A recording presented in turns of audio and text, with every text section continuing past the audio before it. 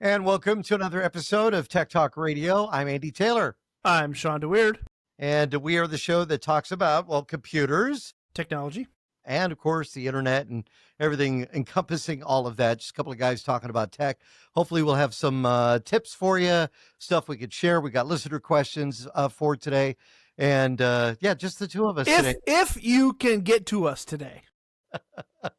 Oh, yeah. Maybe you're having a problem with Amazon. People are so confused, Shawn, with this past week. Of course, in case you didn't know, there was an outage and people were just told it was AWS, and they hear Amazon. They think Amazon is messing up with their internet.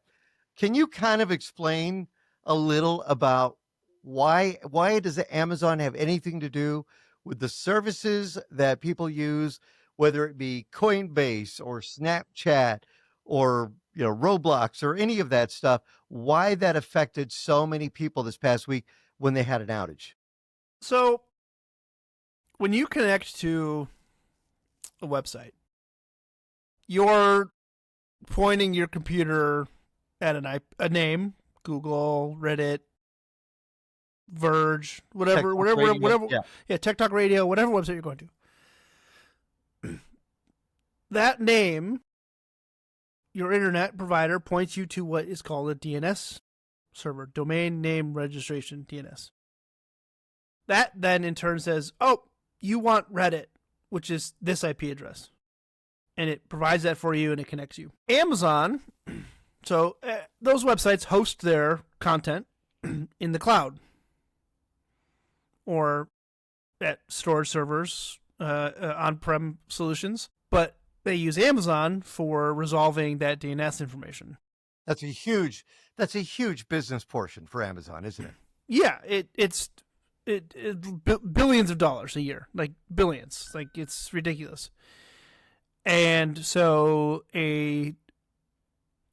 Amazon AWS East 1 had an outage, and that is regionally, right? So but that was a large portion of that DNS piece. So on October 20th, 2025, AWS had a major outage centered in its US East 1 region, which is in Northern Virginia. Many services that rely on that AWS portion just couldn't work anymore. The root of that problem was a DNS resolution failure. Basically, the systems knew where their data was stored, just couldn't find the street address. Basically, think of it like streets and addresses and stuff. You just couldn't find it. Yeah. Basically, your computer didn't know where to go to find the information, and until it was resolved, you couldn't get down the street. I mean, it was a lot of websites. It was a lot of stuff. It was Coinbase. It was Robinhood. It was banking information in the UK. It was Reddit was down. Snapchat was down. McDonald's was down. Yeah. I mean, you're trying to play Monopoly, and you can't. Yeah. Do not pass go for $200. And even Amazon was affected by this. Even Amazon, like your Ring camera, your Alexas, like, I mean, it's crazy how decentralized this has become. Yeah, we tried to ask the Alexa something in the morning and said, I don't know what to do. Or I don't know how to do that. It was, it was there, but it didn't know how to get that information. Because, well, they were affected by that as well. Yeah, so I mean, I didn't even really notice anything. And I got a couple emails from work saying some of our stuff was down. I figured it was just like a scheduled outage, but then I started seeing some more stuff because I wasn't able to get on Reddit. Reddit's down, big deal. Mm-hmm. I don't have any other social media, so I wasn't getting. And then finally, somebody mentioned that there was a huge Amazon outage, and then I started to pick up on a couple things and did some searching to see what was going on. But yeah, it wasn't a global outage like we had 2 or 3 years ago, regionally. So yeah. So I mean, it's a critical infrastructure. Literally everything you do on a day-to-day basis in the U.S. is tied to the internet. Yeah, hands down. Even I know that Roku was down. And that's the thing, a lot of people, at least for some, a lot of people rely on that for their entertainment. And we've talked about this before about the need to have digital media versus having physical media. That having the physical media can be, in case there ever is an outage that lasts a long time. The longest one was that one in 2021, and we talked about that It was when like that 3 days. yeah. And people weren't able to connect to certain things, whatnot. And that kind of reminds you, like, well, this is a good reason. If you ever had to subsist without the internet, but you have your devices, you want to use them to have that physical media. Yeah, it's wild, and it's weird, and it's hard to talk about this because piracy's not a big topic to talk about, but it's like it's forcing people to look at alternative ways to get media. Yeah. So, Well, it's even with your own media, in the case of, well, like services like Plex, where you can easily use programs like DVD, I think it's Next Copy, where you could take your DVD or your Blu-ray and make a digital copy of it, store it on a device, connect it to your router, your computer, or put it on your computer, and then be able to access it. So you want to watch, Lost in America or Into the Night, or I'm talking to some of my favorite movies here, American Werewolf in London. You can easily do that without having to go find the CD or DVD and store it on your device. Just make a backup. So, yep.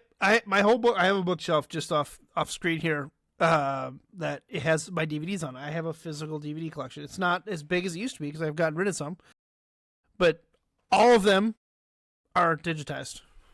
I spent most of COVID really doing just in rip, in rip, in rip. And if you're interested in preserving your media from physical to digital, right? MakeMKV will do Blu-rays if you have a Blu-ray burner. HandBrake will do DVDs. Those are both free programs. They're both open source, so they're both great. It can be a little challenging to use, but once you get it's done. pretty straightforward, and they both have very, very well fleshed out tutorials on how to do these things. The communities around these projects are very open to answering questions, and there's tons of tutorials on it. It's almost point and click at this point. You put the disc in, you click burn, you pick the format you want, the resolution you want. Do you want it to have all the menus? Do you want it to have all the special features? Yes, no, yes, no, yes, no, burn, rip. You've got a 4.5 gig file for DVDs, upwards of 18 to 20 gigs for a Blu-ray if you multi-layer. So, I mean, Well, some people like to get the menu systems on DVDs, like if they're going to make a digital copy. Can they do that? So it's not just the movie; they can have the interface, so they could go to the menu system and say, "I want to see behind the scenes. I want to see this." Is that possible for people to do? no, I've never tried it that way. I've never tried to burn a DVD to emulate it as a DVD in a player. I've just always ripped the VOB files for DVDs and then compress them into an MP4. So I don't know. I know that you can still just put a DVD into your computer and play it that way too. So if you're looking for that emulation, it's very easy to do. Maybe not now. Maybe not now because hardly any computer you buy now comes with a CD, any Blu-ray, CD, anything. I mean, you're hard pressed to get one, let alone they make USB ones now and things like that. So it's relatively easy to get them, but they're not a common thing in PC builds anymore. LG makes one. I know I've got a couple of them that I use, and it saved my butt recently, which I'll tell you about it coming up.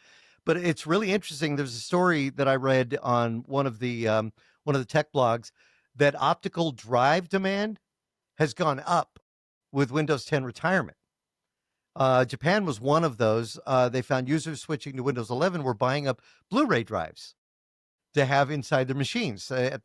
So they go ahead and whether either putting them in their machines or they're doing the externals, they wanted to have that capability to be able to watch their content on those devices. And they found that the sales went up. I think we need to go back since I started on this show and count the number of times that I've said there is going to be an analog revolution. Not necessarily an analog revolution, but a a physical media revolution. There is going to be a demand back for physical media. And I think with the chaos of all of the streaming platforms and, having to have 10 subscriptions to get the content you want and, the raising of the prices, the Game Pass, the stuff like that, it's like, I just want to play my games. I just want to watch my movies. I can play all my stuff. I have the capability because I'm a little bit of a tech hoarder, right? I can play Blu-rays, I can play DVDs, I can play VHS tapes, I can play all that. But a lot of people went the way of the dodo with some of that stuff, right? It's like they said, streaming's it's the best thing. Here's all my DVDs at a yard sale for 50 cents a piece. And somebody came and bought them all up. Well, with this outage, you may have not been able to get to Netflix. HBO Max was down, so you couldn't watch your content there. Again, with the way the licensing stuff works, it's like even when you're paying for Prime or Disney Plus, they bump you up into the next tier. They raise your price.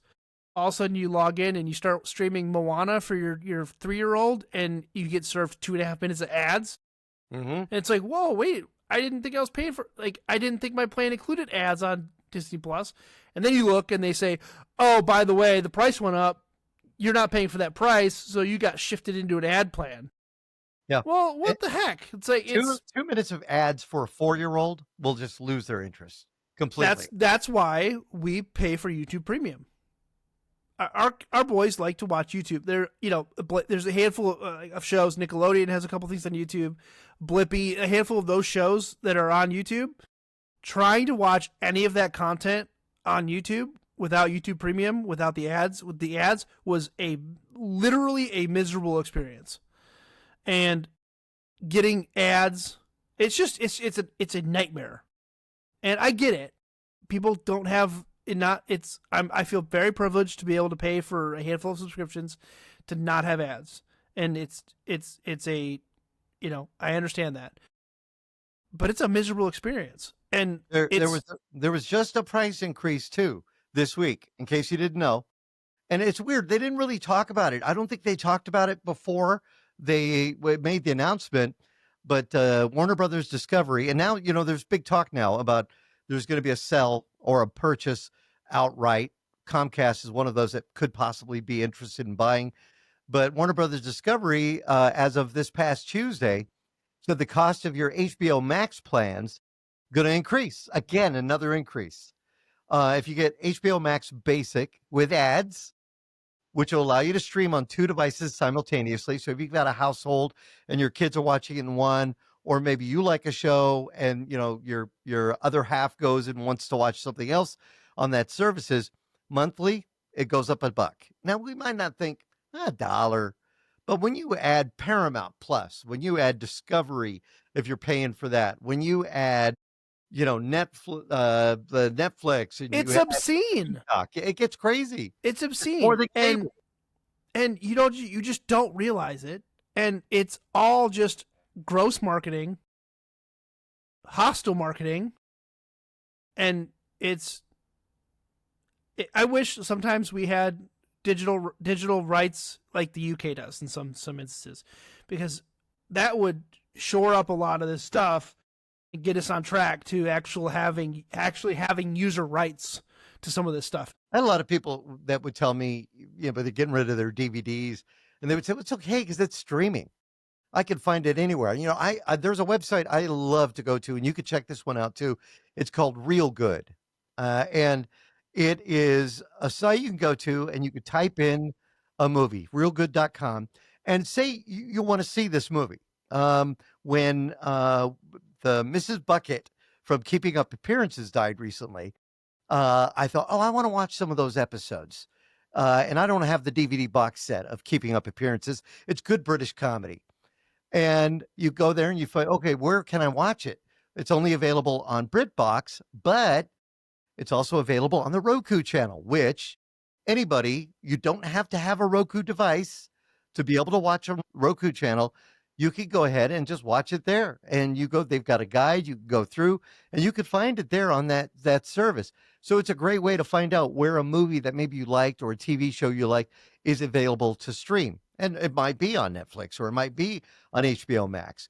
But with the price going up, a lot of people are just saying this is ridiculous because they cut the cord and then they went internet only and they said, okay, we'll get HBO, we'll get Hulu, we'll get Peacock, we'll get Paramount Plus. That covers pretty much everything, right? Then they found out, no, it doesn't. So let's add Pluto TV. It's free. Or some of the other free services. But then with the added cost of all the subscription services, people are saying, this is outrageous.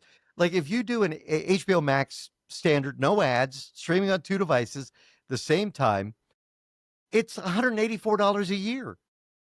That's a lot of money for a lot of people. So, it all adds up. It does. And we'll never go back to the way it was with over-the-air TV because it doesn't reach anybody anymore. And that nobody sits at home. Nobody's going home at 4 o'clock to watch Star Trek Voyager after they get off the school bus, like I did growing up, because I knew it was on at 4 o'clock. But that structure doesn't work for the majority of society these days. There were always just really good shows re-airing at between 3 to 5 up until prime time, and then you hit your primetime stuff. And then on Friday nights, it was, Nick at Night. On Friday nights, it was Saturday morning cartoons. Like, there was set times that the world knew you were watching TV. And they could cater. It's all about ads. It's all about money, right? It's all about ads. This is the entirety of this conversation is focused around how do we get eyeballs on money and ads. And when you have content that is available 24/7, 365, streaming anywhere in the world, it's just free money. And an ad-free service was so unrealistic.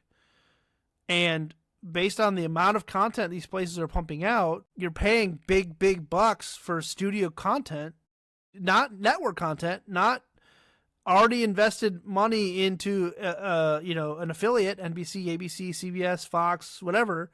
This is a brand new production facility that's got to do these very, very high level productions. And there's the expectation just kept getting higher and higher. Right? You had these shows that when Netflix first came out, you had Stranger Things, you had Drive to Survive, you had all these other series that just lived on Netflix that you wanted to watch. And the expectation was it got better every time. And the expectation was I'm going to pay the same, but I want it to get better. You can't expect it to get better every time and have it available to you all the time without it costing more money. I would rather, I don't know about you, but I would rather pay a decent price and have Netflix with programming. But now, if you get on the Netflix, you get lost in the guide itself. It's like, gosh, what do I want to watch? There's so many options because they're paying for that programming. This is my opinion on how the internet is right now. Every company that's on the internet right wants to be the center of the internet. They want it to be, you come here to do everything. You come here to stream. You come here to play games. You come here to do social media. That's what everybody wants. Right? That's the focus of everybody's your eyeballs. And that's not how it was. Right? It's when you have that much marketing going into trying to keep everybody's attention on everything, and you have all these deals, and it's so confusing for a consumer to find anything. I mean, this Real Good website is great. I just looked it up. This looks fantastic. But it's frustrating because a lot of the apps will reach out and look at these other apps and see, it's streaming here, it's not on here, but you can watch it on Amazon. And then you're like, great, I can watch it on Amazon. And then you click on the link, rent or buy for $2.99 or $4.99. Exactly. Well, now I'm frustrated. So let me go find it somewhere else where it is. Well, it's only available here. Well, if I rent it now, I don't own it. But if I buy it in 6 months, what if they pull the license and now I don't own it anymore? There was a Real Good documentary about Gordon Lightfoot that was done some years ago, and I wanted to watch it. It wasn't available anywhere except in Canada, and it was available in Canada for you to watch on I guess it's CBC or one of those. So wouldn't let me watch it. Just turned on the VPN. Turned on the VPN, pointed it, saying that it was a Canadian connection. You're not doing anything illegal, and I was able to watch it. And some people are finding out there's a website. There's another here. We're giving you some good websites today, and I don't know if you've heard about this one, Shawn, called TV.garden. If you go to TV.garden, it's pretty amazing because you can actually watch TV from around the world, and it's free. So you can watch their broadcast channels, whether you want to watch something out of Britain, Italy, Spain, Greece, This or website's awesome. it has a globe, and then it has, where do you want to watch? And like I had to look, because my family is got a background from Myanmar, Burma, and I thought, what are they watching over there? I wanted to take a look, and I clicked on it, and I'm like, whoa, look at this! This is a trip. This is what they're watching over there, like a news program out of there. You could see them from all the different countries' streams. Again, TV.garden. This is insane. I was listening to you talk for a second, but I'm scrolling through. You can literally find anything on here. One of the stories I heard, do you remember Hervé Villachet? I don't know if you know that name. There's a movie called My Dinner with Hervé that is really great. And if you ever get a chance to watch that, I'd say take a look at that. Hervé was Tattoo on the show Fantasy Island. And I read a story once about Hervé and how he learned to speak English because he was from France. He actually learned by watching television, watching American television. Now, back in the 70s, you're growing up, there was a lot of choices. Sesame Street. You could still watch Sesame Street. You could watch Sesame Street, I Love Lucy. You could watch shows in reruns. You could watch shows like Emergency, Adam 12, the whole bit. And you could pick that up. Now, I wonder if the same thing could be applied to TV.garden, where I want to learn to speak Spanish. So you go to Spain or you go to Mexico and you watch what is streaming out of there and maybe help you understand the language a little better. Could actually be a good educational source. Sure. Yeah, you immerse yourself into that language and it'll help. Yeah. I'm just blown away at this website. TV.garden. It's incredible what you can find. There's a lot of good stuff on there. There's more stuff to talk about. I want to go over this one really quickly though. Do you remember we were talking about Driver Easy? I went ahead and bought it. And I've been able to put it on a system at work that was giving us some troubles. I put it on my main system here at home. I've got one license still to use. And it helps you find the drivers for your system that all at one time. But there's another one. And it's been around a while. It's been around a long time called WinGet. Have you ever used WinGet? No. Yeah. Nope. WinGet is a command line program. It's called Windows Package Manager is what it is. It's safe to use, generally safe. It's an official Microsoft tool. Now, to get to it, what you'd have to do is use your command key. So down in your bottom search bar, you could type CMD. That's one way to get to your command button. There's other ways. And then you'll see a pop-up, and one of those options is select Run as Administrator. And then you type in WinGet Update, and it will show you a list of programs that can be updated that you may have in your computer, like Adobe Acrobat, Dropbox, downloads that you may have you've not updated yet. WinGet will actually do those updates for you. So like Driver Easy, this actually focuses on the programs that are a part of your computer. And I mean, you can't go wrong with that. Again, it's WinGet, so you use the command key to get to it, and again, it's part of your Windows operating system. I didn't know about that. Yep, that's something. But it's clever, and I have a bunch that are out of date. Yeah, you can actually do WinGet. Yeah, I just did. It's Audacity's out of date. Driver Easy's out of date. Wow. My Steel Series stuff's out of date. My Stream Deck's out of date. OBS Studio's out of date. Oh boy. Discord's out of date. Don't do it while we're doing the show, please. No, because it'll do a Windows reboot probably. All right, No, that's really cool. So it's like just for those like who are interested in Linux, like this is sudo apt-get will get you this, or sudo apt-update will get you the same thing, and update libraries based on that. So it's similar concept, which is pretty cool. Making it easier for you. All right, we're going to take a quick break. We come back. A couple of listener questions we will share with you. Maybe it's yours. That's standing by. I'm Andy Taylor. I'm Shawn DeWeerd. Find us on the web at TechTalkRadio.com if you can get there. Good luck. So imagine it's 3 a.m. All right. and you're sleeping. And you have to get up and use the bathroom. Right. So you use an 8-sleep product, which is a bed that can move, can shift, can raise you up and down. Oh, yeah, those are kind of cool. But they don't have an offline mode, and it always has to be connected to the cloud. Wait, really? And so at 3 a.m. when Amazon Web Services has an outage, your bed is now stuck. You're kidding me. I had no idea. The AWS outage impacted some of the users. Their 8 Sleeps $2,000 pod mattress covers found their smart beds had no offline mode and were stuck at high temperatures or odd positions during the night. Oh, that's not good. So you can only imagine, like, oh, I'm uncomfortable. Let me raise up my bed. Oh, it's stuck. Oh, it's really hot. Let me turn it down. It's stuck. Because it doesn't have an offline mode. Meaning it's always calling to the cloud for information. Wow. So is it okay? I know this sounds very, people will say, oh, you're just going down a different path there. But isn't that giving up a lot of your info, how you sleep, when you get out of bed? Yeah. I know our TVs relay a lot of information, like what you're watching at night, what commercials you skip over, the whole bit. Yeah. There was a tech enthusiast that posted that said his pod locked itself 9 degrees higher than room temperature. Back-end outage means I'm sleeping in a sauna. Oh, that's 8 Sleep confirmed there was no offline mode, but they were rolling out a fix. So, and that's the thing. We constantly are looking at ways to connect, even our vehicles. You wonder though, what path are we going down? Yeah, I don't know, man.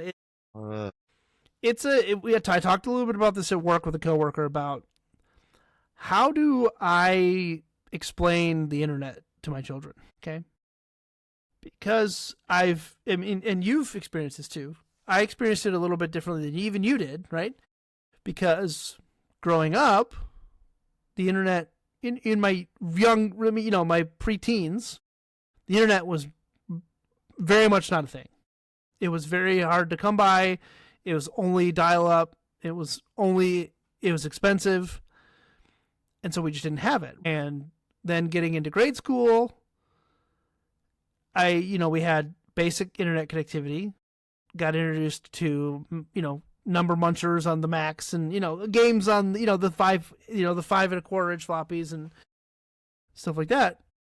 But then into junior and senior high school, slowly got into the internet, learning what search engines were, and learning what chat rooms were, and learning what the shadier sides of the internet were as a teenager, and having to go to the library to get connected because the internet at home was not good enough, and spending that time figuring out what the internet was. Now, how do I explain that to Max when he can just sit at the computer and have everything available to him? Yeah, you're right.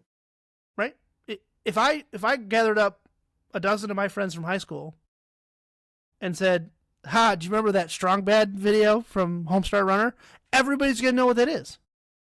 Do you remember playing Flash games on Albino Black Sheep or E-Bombs World? Flash games. Right? Those were fun. Or, playing Euchre on Yahoo Games or chatting on AOL Instant Messenger. It was a shared internet experience. Nobody has that now because it's so user customizable that it's become its own world. Everybody has a unique experience now, and I just feel like, to me, that's the nostalgia of the internet. It for me is, I knew what my friends were doing on the internet all the time. I knew that I could go into AOL Messenger and talk to my friends. And there's a little bit of community building there. Now, communities are much larger now, and they're worldwide now. So it's like, it's just weird to see that transition. But how do I explain that to Max? How do I get him into the internet safely and curiously, but safely? I was just thinking about you're talking about this, Shawn.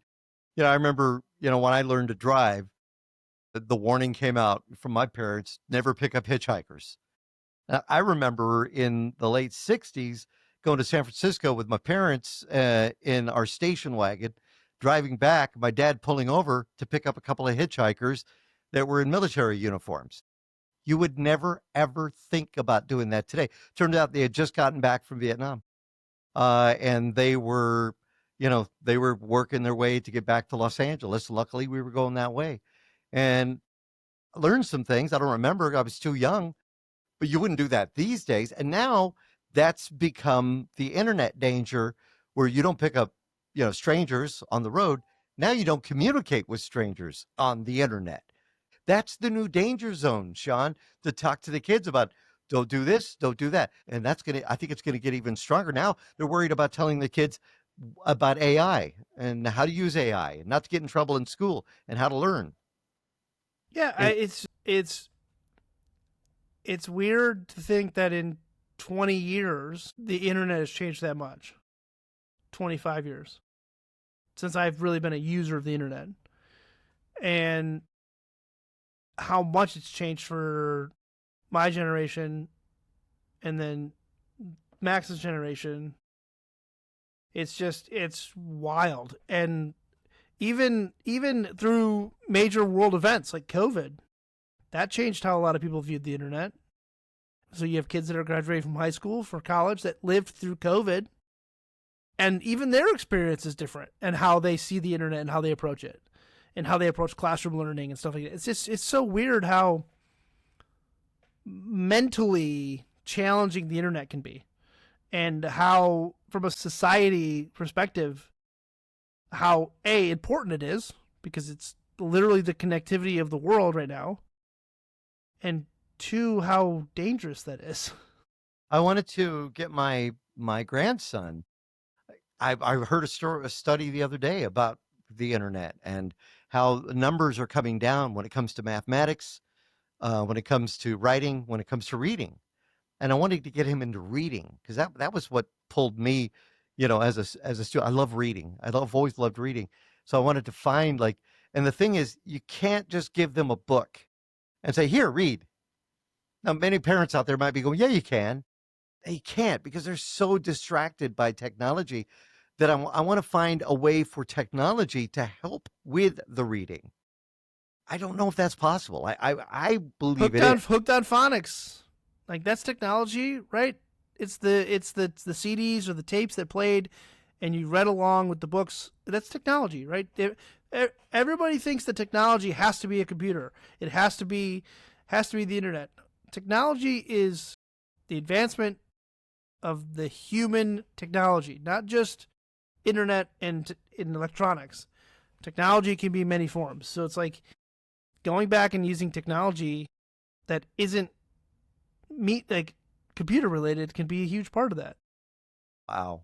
All right. We got a listener comment. I definitely want to answer this from Anne. This was on our Facebook page, and it said, hey, Andy, I want to search the questions and discussions on the Tech Talk Radio site for advice about Windows 11 S mode, but I didn't see any way to search. And maybe that's something I need to start adding to the website. We're still working on changing our website over to maybe a more featured website. So hopefully that'll be coming soon. But Anne says, what am I missing? And then she added to that, because I responded about what Windows S was all about. She said, I recently purchased a new laptop with Windows 11, and I'm not thrilled about Microsoft basically forcing us to stay in S mode, where only Microsoft products can be installed. As you said, you can get out of S mode, but then you can't get back in, which gives a person pause. I have Malwarebytes virus software, which I like very much, but I can't install it without getting out of S mode. And the fact that I can't get back in again is intimidating. It scares a lot of people. Says, I like to use a Chrome browser sometimes, which you can't do in S mode. You have to use the Edge browser. So if I understand what you said, though, being out of it is not that big a deal. It seems to me as if it's just a way for Microsoft to force people to use their products. Some people would benefit from S mode. That would be people who are afraid of installing the wrong thing. I feel And like not, these are the people that bought the Windows XP for Dummies books. yeah, pretty I much. mean, it's Windows S Yeah. mode. So for those of you who are listening that don't know what Windows S mode is, Windows S mode is basically a stripped down version of Windows that only lets you run Microsoft products. That's it. You go to only the download from the Microsoft Store, Yeah. and you get Edge. That's it. So it sandboxes you a little bit. You can still get out to the internet, but it's not going to let you install files. Maybe it's going to be good for a kid, but any kid that has any sort of technological curiosity is going to work around that in a heartbeat. Yeah, the 5. I just Googled it. Can't do that in S mode. Stronger security, faster performance, longer battery life, simpler management. Those are the things, right? But again, if you want to use Chrome or if you want to get customizable, you got to get out of S mode. Third-party programs you may not be able to run if they're not in the Microsoft Store. Yeah. Why might you not want S mode, right? You can't install apps outside of the Microsoft Store. No Chrome, Steam, Discord, Photoshop, anything. And it says once you get out of S mode, there's no way back. That is kind of scary, right? It's like I had bought a laptop for my daughter, and you'll find S mode generally on some of the lower priced basic, entry level laptops. And I had bought one for my daughter who's going to school in Phoenix, and it's grown up, but it had S mode on it. So when I reached out to her, I said, "Listen, I'm going to remove S mode on this because you don't need it. You know the basics. You know this. I can do this." When I told her you couldn't run Google on it, she was like, "Wait a minute, forget it." Because that's what she had been used to. So again, S mode can be confusing and scary, but there may be a certain amount of you that may benefit from using S mode, but generally I don't. I mean, maybe if you have elderly parents that just need to use the internet for their email and to watch Netflix or some streaming apps, great. No problem. It's going to stop them from downloading rogue programs. Yeah.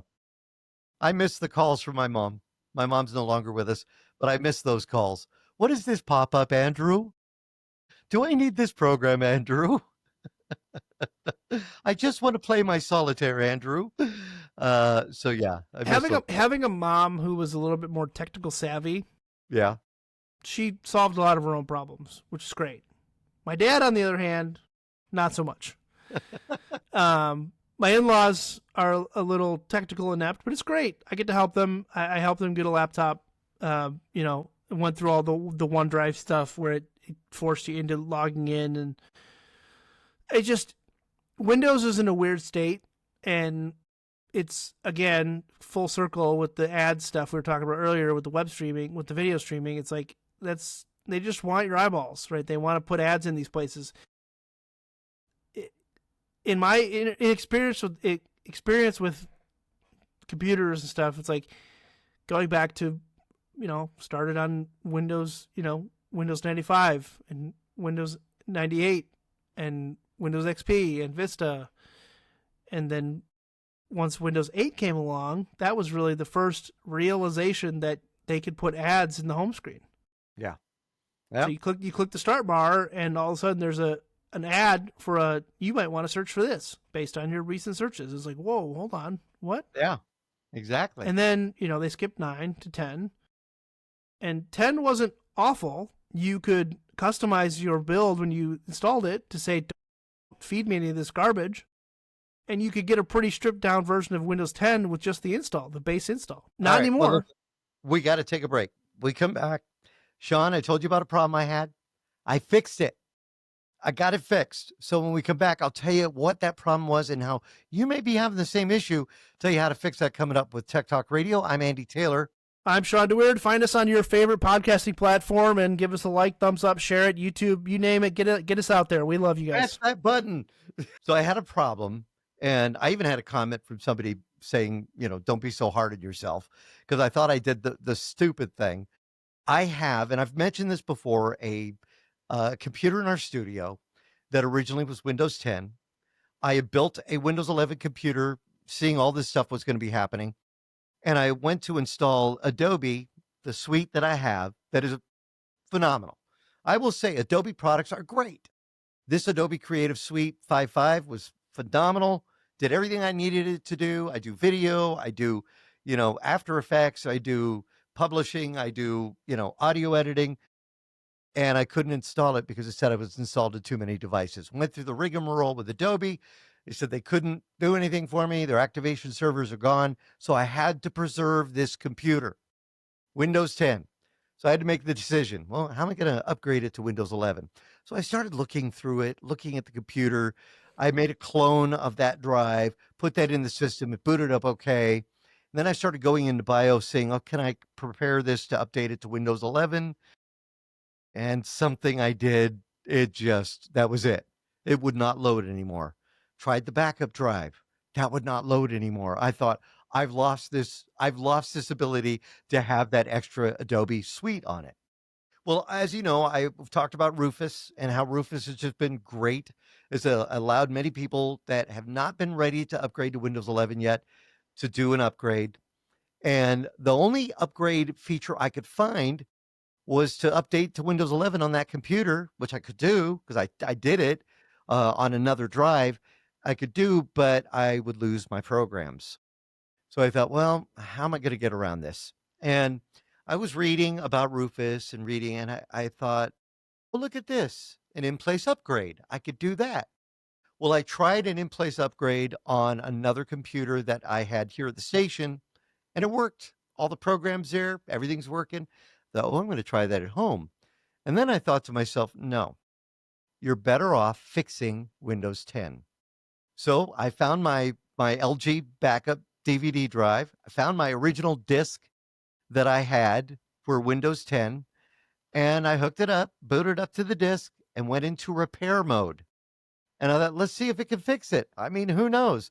Didn't change anything with the settings that I had been messing with in the BIOS, the UEFI, and it took 2 times. But then I walked out of the room while it said repairing the computer, and when I walked back, probably about a half an hour later, there it was, Windows 10 with the Adobe Suite. I clicked on it to make sure it's not going to tell me I have to, reinstall, and it was fine. So I was able to save that computer. So now I have to make the decision, Shawn.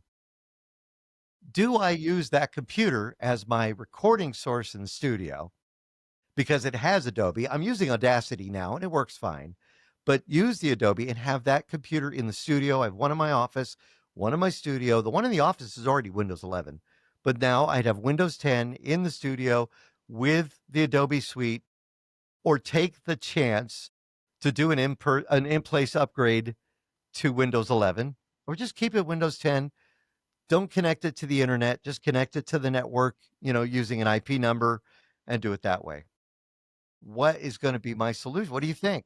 What should I do? Keep it Windows 10. Yeah. And just why risk it? It's not going to hurt anything. As long as you're running Windows Defender, and Malwarebytes, yep, and not doing something stupid, yeah, you're going to be just fine. I only use it for recording and editing, and you'll be just fine. That's it. So it's a fun fact, right? I looked this up earlier. I had read an article. So with the push to Windows 11, freaked a ton of people out around the world, right? A lot of people were like, oh my God, I can't, I got to upgrade. Somewhere around 65 million new computers were purchased or will be purchased. 65 million. One of these tech blogs I just read estimates that there's 400 million active Windows 10 machines. Wow. That's a lot. Yeah. 400 million. Think about that. That's 400 million processors. It's 400 million motherboards, 400 million hard drives. That's just a mind-blowing amount of stuff. And to think that 65 million of that's going to be brand new, what's going to happen to the 65 million that they replaced? E-waste. I'm seeing all sorts of articles coming out that people are going to recycling centers, computer recycling centers and hazardous waste, and finding machines with early Gen i9s, Mm-hmm. Lots of memory. early Gen i7s with memory, because people will just they just don't know. They go to the store, and of course, a good salesperson is going to be like, "Yeah, you gotta go. You gotta go to a Windows 11. You can't stay on 10. It's unsecure." And that's just the fear around that. Is I'm skeptical about that, but that's how you get people to move forward. I mean, yeah, security compliance is going to be good and it's going to help, but I don't like the way that Microsoft's going about it. I don't think outside of this computer that I'm on now, I'll put Windows on another machine. Yeah. You just keep it. Well, this will be my only Windows machine. I have a couple Macs that I work on, do editing on. I think I will move all of my other ancillary stuff. I already moved one of my laptops to Linux Mint, just to play with. I moved a Lenovo desktop that I had that was running games for Macs and stuff. I put that on Linux Mint. It's just because that was part of the one, moving to Windows 11 from the licenses that I had for Windows 10. Windows 11 Home doesn't have remote desktop.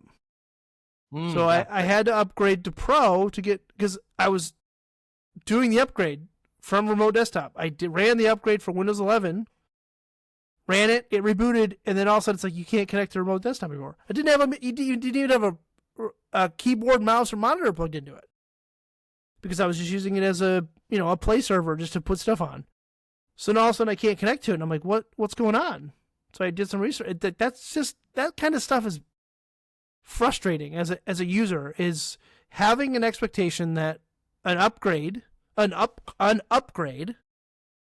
I'm paying for will include the things I already have in this version. Like, I get it, some quality of life stuff may, I can lose a couple things down here that maybe I didn't care about, but they were features of Windows 10. But you can't have certain high-level features and then not make them available in the next upgrade without going to another price tier. That's just shady and frustrating as a user. I think a lot of people have been really frustrated with Microsoft in that respect. And like you went to Linux on one of your boxes, and other people have said, well, I'll go Mac, and then they get into the learning curve, and it's not the same ball of wax if they've been used to using, Windows PC. For sure. Yeah. If you've never, okay. If you have an iPhone and you're a PC user, it's going to be an easier transition to a Mac, right? Because the iOS functionality is very similar in terms of user experience that it is on a Mac. You're going to be familiar with icons. You're going to be familiar with some of that stuff. But if you're an Android user and a PC user and you're coming to a Mac, it's going to be night and day different. It's going to be trying to drive a standard transmission, right? You're going to stall it a couple times and you're going to get pissed off and you're going to, have to try to learn how to stop at a stop sign on a hill going up and try and get going again. So there's some learning curves, but it's not impossible. But right. Mac's doing some stuff the same kind of the way, they dropped Intel support. They're potentially dropping Rosetta going forward. So even older software that runs on Rosetta for Intel translation between Intel and the new M chips, that's rumored to be going away in a couple of next revisions. So it's just weird stuff that we're starting to get siloed again with technology, and you either have to be Mac or Windows, and there's no, you can't be agnostic anymore. Like you got to pick. You got to pick which one. All right, here's something. Do you ever get on Nextdoor? Yes, occasionally. So Caitlin has it for our neighborhood. I put it on my phone for like 2 minutes and then immediately regretted it. Nextdoor is almost, and I see a lot of people commenting, it's like Facebook, but it is your Nextdoor. And there's a lot of people who use it like we used to use Facebook. But I've seen a couple of things on Nextdoor that I like, oh, that's cool. Somebody on Nextdoor was asking about Roomba vacuums.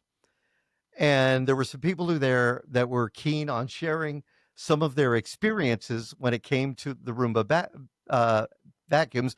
Somebody said the pros, the robot will love you and cherish you. The cons, it could turn against you. I don't know how a Roomba would turn against you.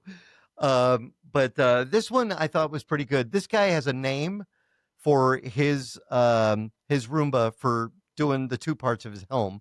He said the new Roombas, a guy named Michael who lives out in Picture Rocks, the new Roombas will map your space, then vacuum in perfect lines. It even empties itself, which is true, when it has finished its job. He said, we have two for different parts of our home. So he has two Roombas and he gave them a name. These are their names. And if you're going to name your Roombas, you can't go wrong with this: Clean Latifah and Dustbin Bieber. Boy. Another quick break. We come back. A couple of websites you might want to check out for websites of the week. We'll be back with more of Tech Talk Radio. I'm Andy Taylor. I'm Shawn DeWeer. Check out our website at TechTalkRadio.com. Be right back. Shawn is still having fun looking at the TV Garden. TV.garden is the website. You found a couple of channels while we were doing the show. Sorry, yeah, distracted. What was the question? No, so I'm literally scrolling through thousands of channels from around the world. This is just the U.S., right? I'm a big motorsports fan, right? So MAV TV is a channel that airs a lot of lower tier race circuits, a lot of supercross, a lot of motocross, supercars, Australian supercars. It's on here. Oh, that's cool. So I'm watching some really low production value supercross race right now that's on. Fine for that's the stuff that I like to watch when I just want to have something on the background. So it's like, this is this is a website that people need to know about. Like this, it's TV.garden. All right. Here's another one for you. Explore.org. All right. At explore.org. And if you remember a site that was very popular about 10 years ago, LiveCam, where you could watch live cams from all over the world. I do not need another distraction like this, Andy. This is the type of website I will spend hours sitting on. Oh, no. And explore.org does it a little differently, too. You can look all over the world and find out cameras that are in different places, maybe your favorite town, and see what's going on down your boulevard. But also they schedule cameras. So if you want to see polar bears in the polar region, you can do that. If you want to see airport operations at a large airport, you can do that. And they'll schedule it. So tune in, at 10 a.m., on this date and watch it. So this is something similar that Caitlin and I watch every year. It's the Katami National Park Fat Bear Contest. Oh, yeah. That's on here. It's on here. It's on. Yeah. That is one of our favorite things to watch because we track, we always try and pick our favorite and just track it and see. And then one of them died this year, so it was this big thing. Like, everybody was super sad about it. But they have webcams up in that national park that just live stream these fat bears eating salmon on the river. And this is the part of the internet that I love. Is the stuff like this, where you could just, somebody had an idea to go stick a webcam in the middle of nowhere with a satellite's phone or something and get a relatively low resolution webcam back, but you can see what it is. Oh, yeah. And you get to track fat bears while they're fattening up for hibernation. All right, listen, we got to wrap the show, but two websites to check out: explore.org and tv.garden. Check those ones out. We'll be back next week with more info. And if you've got a question for the show, email it to us, techguys@techtalkradio.com. I'm Andy Taylor. I'm Shawn DeWeer. Again, subscribe to us on Spreaker, Spotify, your podcast platform of choice. We would really love for you guys to hear us and get us out there. Yep. YouTube, watch our YouTube shorts. Justin's really great on. He's the popular face of our YouTube channel. Have a great week.